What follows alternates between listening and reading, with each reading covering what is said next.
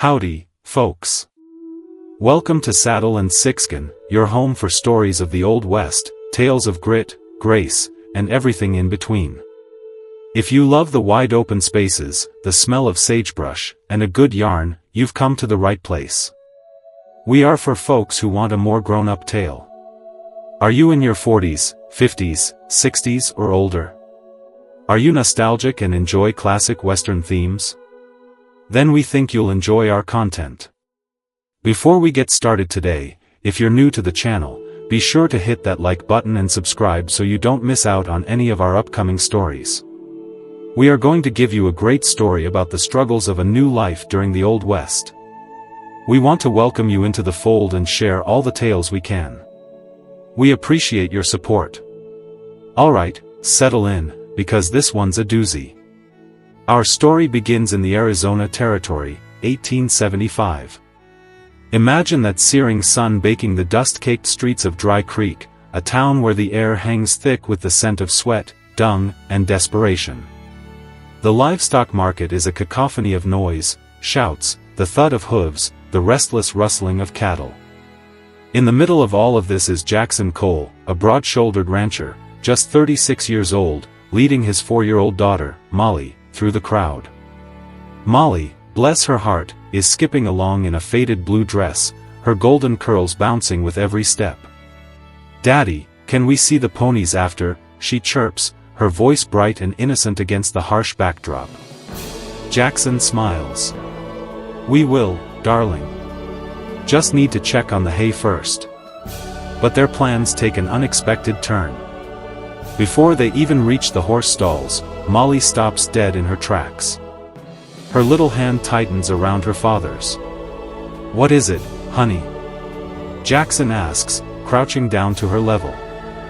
She doesn't speak, just points. And there, at the far edge of the market, almost hidden in the shadows, is a sight that stops your heart, a woman chained to a thick wooden post.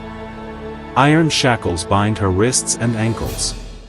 She's barefoot, her dress is filthy and torn, and her face is bruised and streaked with dried blood. Her dark hair hangs like a curtain, hiding her face. People are walking by like this woman is a post in the ground. They don't care. This woman clearly needs help. At times, a Western tale can be so much more than a Western tale. They can be an action, adventure, thriller, love story, and a drama all in one. The Western is America. "Daddy." Molly's voice is barely a whisper. Is she dying? Now that's the question, isn't it? Are we losing our humanity? Jackson's chest tightens. He looks around. People are passing her without even a second glance. She's not part of the livestock. She's not even been given a name. A nearby trader, noticing Jackson staring, sidles up to him. "She yours?" he asks, his tone casual, almost dismissive. Jackson asks, his voice low, "Who does she belong to?" The man shrugs. "Was her brother's? He owed more than he could pay. She's what's left. Barely breathing. Ain't worth much." Jackson's gaze returns to the woman. He sees the faint rise and fall of her chest. She's alive, but barely. Why hasn't anyone claimed her? Why hasn't anyone helped this woman? Who'd want a half-dead girl with fire in her gut and nothing to sell? Jackson starts to turn away, but Molly tugs harder on his hand. "Daddy, she's hurt," she says, her voice filled with an innocence that cuts right through him. "We got to help her." He looks down into his daughter's clear, pleading eyes filled with a compassion he hasn't seen in years. "Please," she whispers. And just like that, everything changes. He hesitates. He doesn't have space for this. He doesn't have time. But he turns back to the girl in chains. Not a burden, not yet gone. "How much?" he asks the trader. The trader blinks, surprised. "You serious?" Jackson's jaw is set. "How much to unchain her and get her on a horse?" $5. Jackson reaches into his coat and counts out the coins. The trader snatches them up, fast. They unchain her, and she crumples into Jackson's arms like a rag doll, feverish and far too light. Molly stands nearby, her small hands clenched. "What's her name?" Jackson asks the trader. The man shrugs. "Didn't give her one. Didn't ask." Jackson carefully lifts her onto his horse, settling her behind him. Molly climbs onto her pony, glancing back often as they ride out of the market. Just a man, a child, and a woman no one wanted. That's all, at least it appears. But this is just the beginning. Now, if you are finding this story interesting, go ahead and press that like and subscribe button and join the Saddle and Sixgun family. We want you to be a part of what we do and bring you these stories. We will continue to bring you more tales of life in the Old West. Stories you may have never heard before. We have a story to tell you about the Old West with gunslingers, bandits, and the cowboys of the Arizona Territory. An hour later, they are riding across the land. The sun stretches golden and wide over Arizona. The woman hasn't stirred. Her body is slumped against Jackson's chest, her head tilted at an unnatural angle. "Daddy," Molly calls softly. She's not moving again. Jackson looks down. The woman's face is pale, her lips are dry. Molly reaches into her pocket and pulls out a frayed handkerchief. She rises in her stirrups and gently wipes the woman's brow, brushing aside the blood and dust. "It's okay now," she whispers. "You're coming home." Jackson watches his daughter smooth the woman's tangled hair with tiny, careful fingers. The woman's body, though broken, leans into him with quiet trust. And for the first time in years, something cracks open in Jackson's chest. He looks ahead. The reins are firm in his hands, and beneath the ache in his ribs, something stirs. Life. Not loud, not sure, but still breathing. The room smells of pine and old dust. Eliza opens her eyes slowly, her eyelids heavy as stone. The low ceiling above her swims into focus, rough wooden beams, a single glass window cracked in one corner, thin sunlight seeping through the slats. Her body aches from the inside out. Her wrists burn. Then she hears it, the sound of small feet, careful steps. She turns her head just slightly. Molly stands in the doorway, holding a wooden bowl with both hands. Steam curls from its surface. "I brought you some porridge," the girl says, her voice small but sure. Eliza doesn't answer. Her eyes track the child like an injured animal, too weak to run, too weary to trust. Molly steps closer and sets the bowl down on the nightstand. "It's not too hot." "I waited." Still, Eliza says nothing. She waits until the child is gone before touching the bowl, her fingers trembling. Jackson keeps her in the old storage room off the barn. It's cleaner now. He's brought in a cot, a chair, a pitcher of water. It's not much, but it's shelter. And for now, that's more than she's had in months. He watches her from afar, never getting too close. As the days pass, she never speaks unless spoken to, and even then, only a few clipped words, but he notices how she moves, quiet as a whisper. She sweeps the steps without being asked. She mends Molly's torn dress with hands that know stitches better than words. She reads aloud from an old primer book by the fire, her voice soft as the wind. Molly curls up at her feet, listening. "Miss E," Molly has begun to call her, because Eliza's too long. Eliza doesn't correct her. Jackson still keeps his distance. He makes sure she eats, makes sure she has what she needs. But he tells himself this is obligation, nothing more. Just a man doing what's right. Yet, he watches. He watches the way she cools Molly's soup before handing it over. The way she places a hand on the girl's head when she falls asleep on the porch swing, shielding her from the breeze. She's still a stranger, but one who moves like someone who once belonged somewhere. It was early evening when it happened. Jackson was repairing a fence near the back pasture. Molly was chasing butterflies by the creek. Eliza had been gathering herbs not far off. Then came the scream. "Daddy!" Jackson dropped his hammer and ran. He saw it before he reached her, a rattlesnake, coiled and striking. But Eliza was faster. She hurled herself between the snake and the child, grabbing it mid-strike with her bare hand. It sank its fangs into her forearm. She didn't cry out, only gritted her teeth as she flung the snake into the brush. Jackson scooped Molly into one arm and pulled Eliza into the other. The wound was ugly and swelling fast. Jackson crushed herbs, mixed pastes, and bound her arm tightly. He laid cool cloths over her head and whispered things he didn't know he still remembered. Prayers, songs, old comforts. Eliza drifted in and out of consciousness. At some point near dawn, she stirred. Her eyes fluttered open, wild and feverish. "Please," she murmured, her voice cracked. "Please don't chain me again." Jackson froze. He had heard her voice before, but not like this. He reached for her hand, cold and damp with sweat. "No one's chaining you," he said quietly. "Not ever again." She didn't answer. Her eyes slipped closed once more, but Jackson didn't leave. He sat beside her through the breaking light. And when Molly came in with her morning blanket, she found her father still there, holding the hand of the woman who had no reason left to trust, but had saved her all the same. By the time the swelling in Eliza's arm faded, and the color returned to her cheeks, the air had turned cooler. The days shortened. Autumn painted the desert hills with gold and red. Life on the ranch moved forward, but Eliza stood still, packing the few items she had. "I can't stay," she said simply. Jackson leaned against the doorframe, his arms folded. "You don't owe us anything."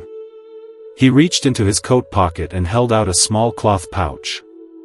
Inside was a handful of coins, enough to get her as far as Santa Fe if she traveled light.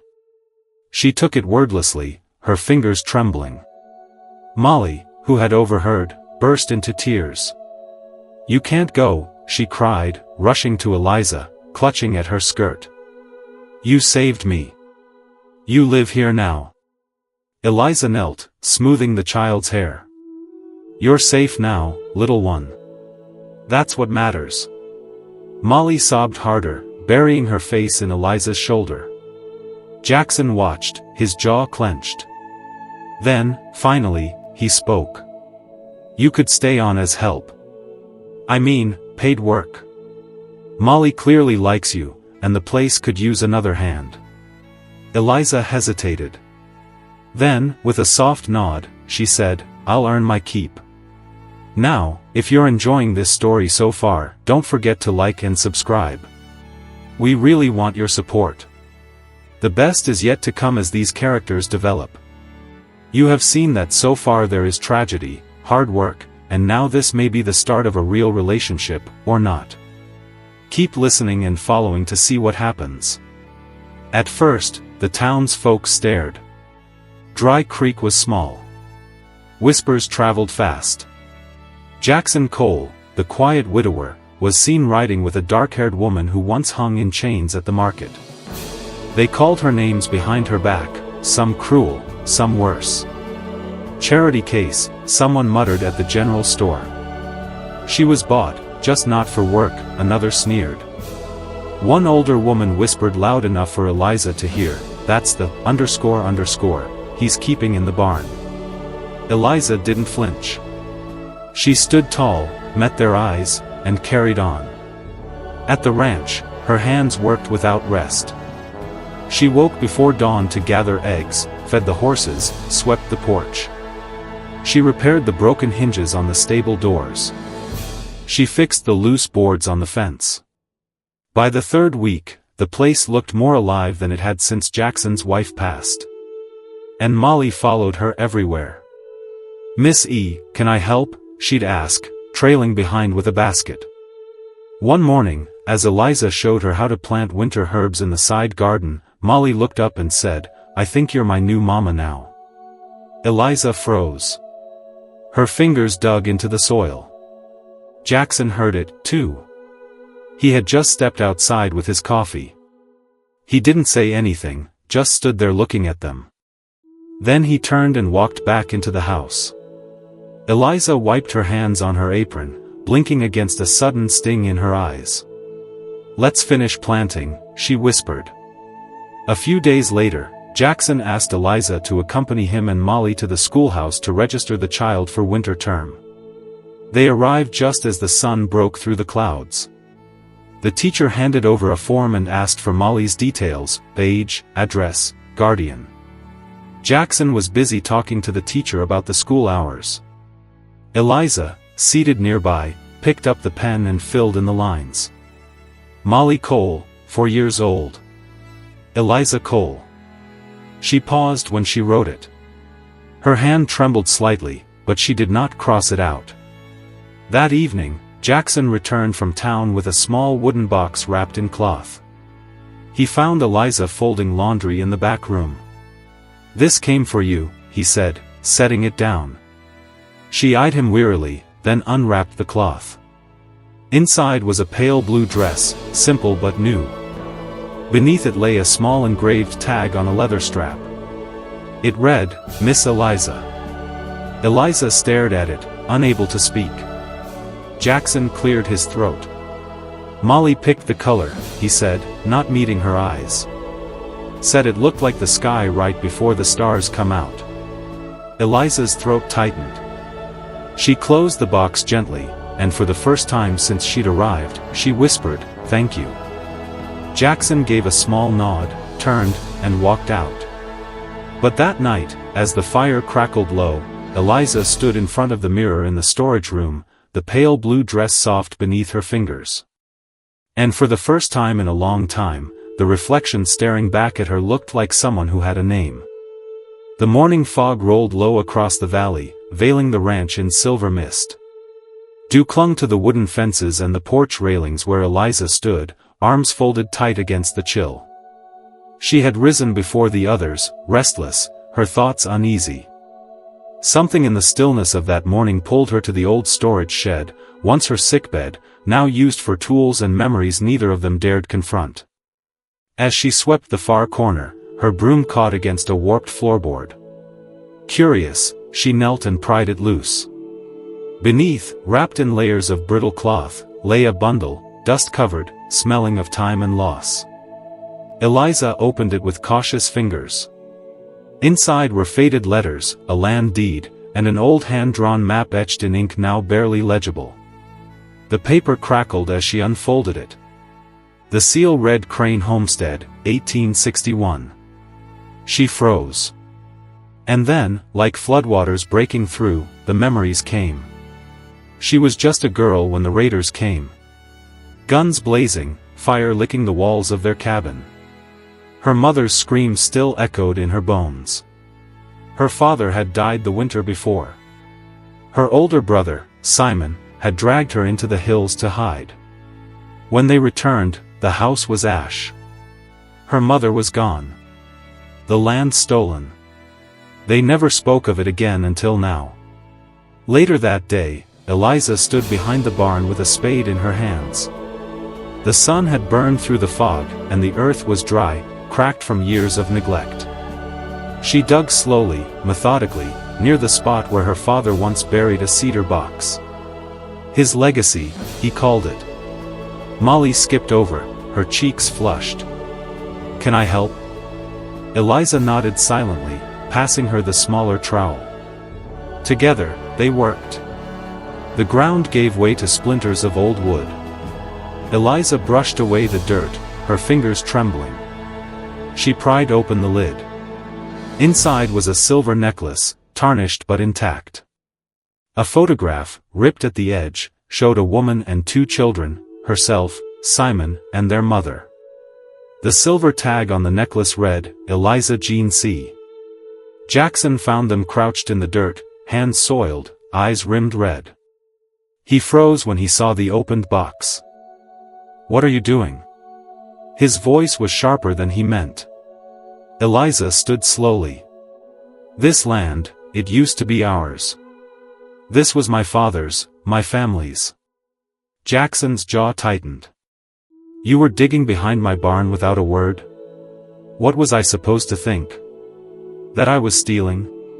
Running again?" His silence was answer enough. She looked away, her fists clenched. "You still don't trust me." He stepped forward. "It's not that." "Yes," she said, tears hot in her eyes. "You think I was born with chains. But I wasn't. My father was a homesteader. My mother sang in church. I wasn't always this." Jackson softened. "Then why didn't you say any of it?" "Because it didn't matter," she whispered. "Not when I was bleeding in the street. Not when I was sold like cattle. No one wanted the story. They just wanted to shut it up." Molly looked between them, clutching the photo in her hands.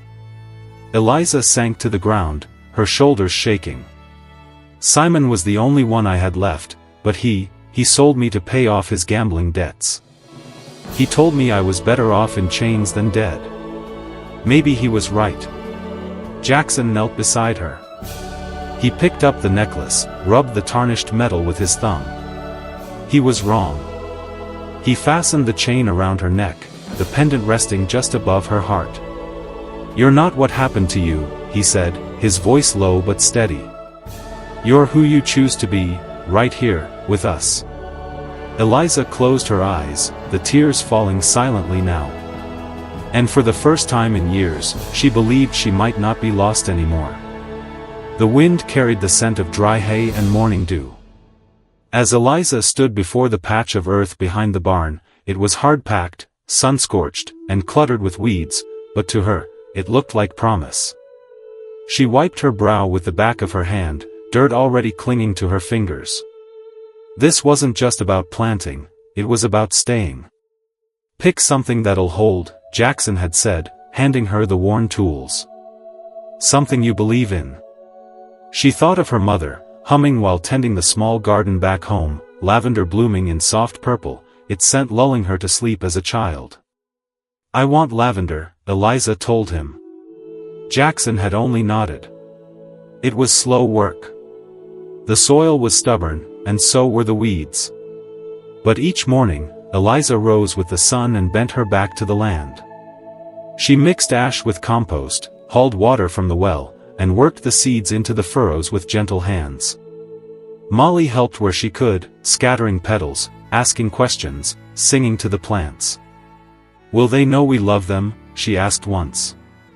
"I think they already do," Eliza whispered, brushing a curl from Molly's cheek. The lavender came up cautious at first, thin stalks, unsure, but they grew. At first, the townsfolk still kept their distance. Whispers followed her into the general store. Eyes turned when she passed. Some women crossed the street rather than greet her. But Eliza kept walking, not with her head held high, but steady. "I sure appreciate all of the comments and thoughts you have of our content. If we have earned your subscription, hit that link below now." She brought her baskets of lavender to town, left small bundles on doorsteps, gave Molly the joy of delivering them like secrets wrapped in purple. "From Miss E," Molly would say with a grin. One morning, Widow Thompson, the preacher's widow and fiercest tongue in Dry Creek, stepped out onto her porch, holding the lavender sprigs Eliza had left. "Come by Thursday," she said gruffly. "We need an extra hand for the church supper." Eliza blinked. "Me? You cook, don't you?" Eliza nodded slowly. "Good. I hate baking." Then she went inside without another word. Thursday evening smelled of cornbread and apples. Eliza stood in the church kitchen, apron on, flour smudged across her sleeve, her hands moving like they remembered. She laughed, an unguarded, surprised sound, when Widow Thompson told her the biscuits were passable. That night, walking home under a sky full of stars, Jackson watched her from a step behind, a strange tightness in his chest. She belonged to the dirt beneath her feet, and it was beginning to love her back. The harvest festival came with fiddles and lanterns, hay bales and cider, children running wild between booths. Music rose from the chapel yard, and the town gathered like a story waiting to be told. Eliza wore the blue dress Molly had once chosen. Her hair was pulled back, but a few strands escaped, softening her face. She stood near the edge of the gathering, unsure, until Molly tugged at her hand. "We're up next." "Next for what?" "I told Miss Lacey we'd sing. Remember the song you taught me?" Eliza paled. She didn't mean for this to happen, but Molly was already pulling her toward the makeshift stage. The crowd hushed as they climbed the steps. Molly turned to the gathering, her voice clear and sure. "This is my mama's favorite song." The words echoed in the stillness. Eliza felt every eye on her. Her chest ached. Her hands trembled. Then Molly began to sing. It was an old hymn, barely remembered by most. But Eliza picked up the melody like it had never left her bones. She joined in, soft at first, then strong, and in the middle of that quiet, golden dusk, her voice rose. She didn't notice Jackson moving through the crowd, not until he was standing at the foot of the stage. He didn't smile. He didn't speak. But he climbed the steps, reached for her hand, and held it before the whole town. And in that single, silent gesture, calloused fingers wrapped around hers. Eliza felt the earth beneath her shift. She wasn't just surviving, she was staying. The sun was barely over the ridge when the wagon rolled in, a fine, polished carriage drawn by 2 bay horses with silver-stamped bridles. Dust curled behind its wheels like a veil. Jackson stood near the corral, his hands on his hips, squinting toward the visitor. A woman stepped down, her gloved hand extended before her boot touched the ground. She wore a pale cream dress, city silk, not prairie cotton, and a hat with a feather that dipped just so over her brow. She looked out of place and perfectly composed. "Jackson," she called, her voice smooth and familiar. "It has been far too long." His face hardened a fraction. "Clara." Clara Wynne, once his fiancée, long before Molly, long before grief, now widowed. And back. Clara stayed for dinner. How could they not? Eliza served stew in silence, watching from the doorway as Clara charmed her way into the seat beside Jackson. Her voice lilted like honey over wild flowers, all grace and poise. She laughed at his quiet remarks, brushing her fingers along his sleeve. Molly sat wide-eyed, hanging on every word as Clara told stories of grand cities and distant lands. "I brought you something," Clara said, opening a velvet pouch. "Salted caramels from New Orleans." Molly gasped with delight. Eliza turned back to the kitchen before anyone saw her face. The days that followed were quiet on the surface, but full of shifting ground. Clara offered to invest in a new breeding program for thoroughbreds, something Jackson had once dreamed of doing with his late wife. The ranch would expand, its reputation would grow. "We could build something lasting," Clara said over coffee one morning, "something respectable." Her eyes drifted, just for a moment, to the corner where Eliza knelt over the hearth, scrubbing. Jackson didn't reply. Eliza tried to ignore the change, but it seeped into the way Jackson walked, the way he spoke less at supper. He wasn't cold, just uncertain. Molly, too, had grown quiet. One evening, as Eliza tucked her in, Molly asked softly, "If Miss Clara becomes Mama, too, do I still call you Mama Eliza?" The question struck deeper than it should have. Eliza kissed her forehead and whispered, "You can call me whatever you want, sweetheart." But she did not sleep that night. The next afternoon, Eliza found Clara in the garden. "You wanted something?" Clara asked, rising from the lavender row. "I wanted to thank you," Eliza said, holding her hands behind her back. Clara arched an eyebrow. "For what?" For reminding me that I will never be enough for this world." Clara's smile was thin. "I did not say that. You didn't have to." They stood in silence, the wind rustling the herbs between them. "I know what I look like to people like you," Eliza said. "A girl with a past and no pedigree, but I've earned every breath I take. Can you say the same?" Clara's face didn't move, but her eyes hardened. "Eliza," she said quietly, "you can win over the ranch, maybe even the child, but society remembers. It always does." Eliza nodded once and walked away. That night, as the sun dipped behind the hills, Eliza stood on the porch with her bag packed. She hadn't told Jackson. Hadn't told Molly. She couldn't compete with a memory dressed in silk. Jackson found her there, his arms folded, his face unreadable. "You're leaving?" he asked. Eliza didn't look at him. "I will never be her. And maybe that's why I should go." He said nothing. She waited, but silence was a language, too. She stepped down the stairs, her heart heavy. Molly skipped dinner. When Jackson checked her room, she was gone. Panic gripped his chest, but before he could shout, he saw the barn door cracked open. Inside, Molly sat on a hay bale beside Eliza, a folded paper in her lap. "I made you something," the girl said, holding it out. Eliza unfolded it, a crayon drawing, crude but full of heart. 3 figures stood in a field of purple, a little girl, a tall man with a hat, and a woman in blue. They were smiling, holding hands.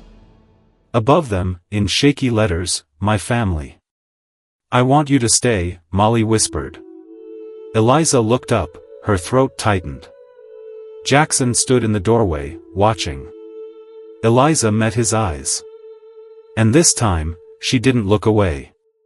Eliza folded the last of her clothes into the canvas bag without a sound. She wasn't angry anymore, only tired, tired of choosing silence over pride, tired of being the reason someone else had to decide between comfort and courage. She didn't belong in Jackson's world, not when the past kept knocking with silk gloves and sweet smiles. She glanced once more at the corner of the room, the cot where Molly had once curled up with a book in her lap, the little vase where wild flowers used to sit. Eliza placed the bag by the door.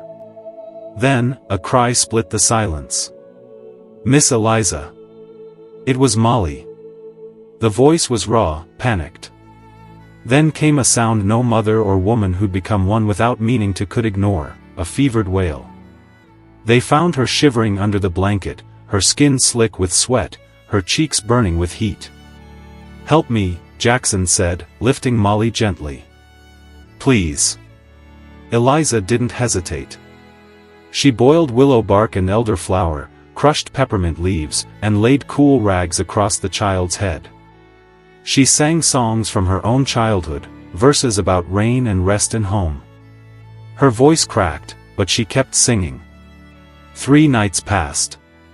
Eliza never left Molly's side.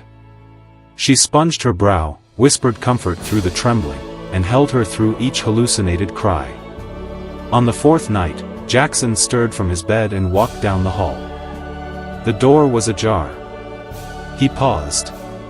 Inside, Eliza sat in the rocking chair, slumped forward, asleep, with Molly's tiny hand still in hers. Her dress was wrinkled, her hair undone, her eyes ringed with exhaustion. But her face, even in weariness, looked like peace. Jackson stepped back slowly. He returned to his desk, sat down, and reached for pen and paper. His hand trembled as he wrote, "Eliza. It was never Clara. It's always been the woman who came in chains and brought us back to life. J." He didn't sign his full name, he didn't need to. He folded the letter and placed it beneath the inkwell on the corner of his desk. Then he sat back and closed his eyes. By morning, Molly's fever had broken. She blinked up at Eliza with glassy but clearer eyes. "You stayed," she murmured. Eliza kissed her forehead. "Always." That afternoon, Clara packed her bags. She didn't cry. She didn't argue. As she climbed into her carriage, she turned to Jackson. "She loves you more than I ever could. That scares you, doesn't it?" Jackson didn't answer. She nodded once. "I hope you earn it." Then she was gone. The lavender fields were almost in bloom again.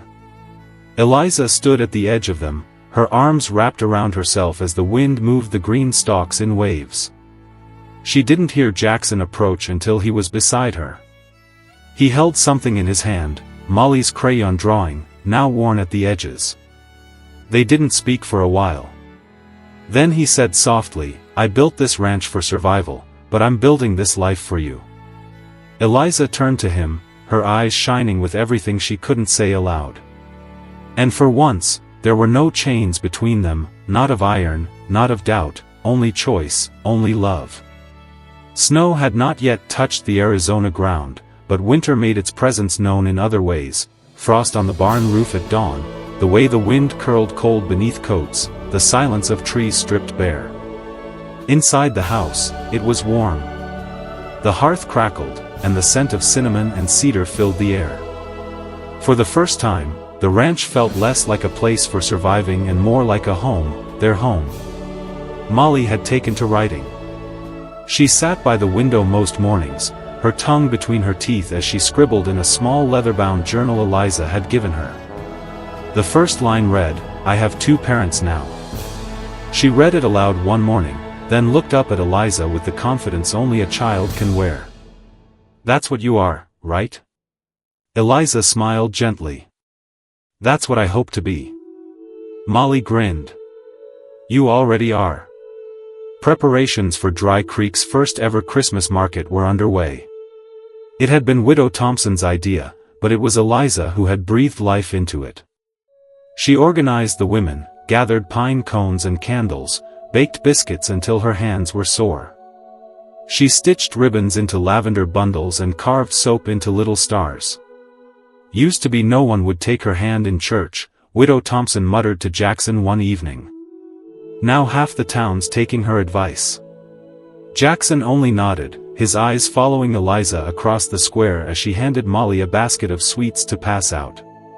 She moved like she belonged because now she did. One crisp afternoon, Jackson took her out to the back pasture. He handed her a rifle. Eliza blinked. "I thought you didn't want me holding one." "I didn't," he said. "Back then, you were still running. And now?" He met her eyes. "Now I want you to stop being afraid." She exhaled slowly, wrapping her hands around the stock. Her stance was unsure, her heart pounded. "Line up the sights," Jackson said gently. "Breathe steady. Don't fight it. Trust it." She fired. The shot rang out sharp and clean.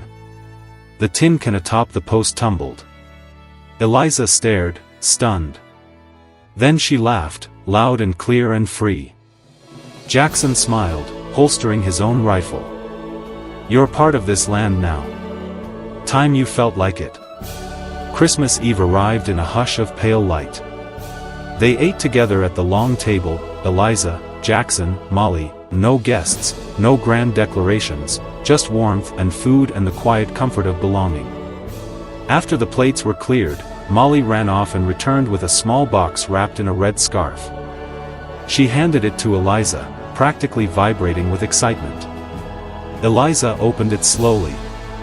Inside was the silver necklace she'd thought long lost, the one from her father's cedar box. But now, hanging beside the silver tag, was a small heart-shaped charm carved from wood. On it, carefully etched by clumsy child hands, was a single word.